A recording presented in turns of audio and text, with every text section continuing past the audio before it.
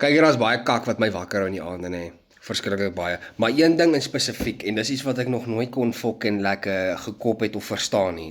Ek kan nie verstaan hoekom ons as mens, en hoor vir my, ek is ook skuldig daaraan, ek weet nie hoekom doen ek dit nie, ek doen dit net.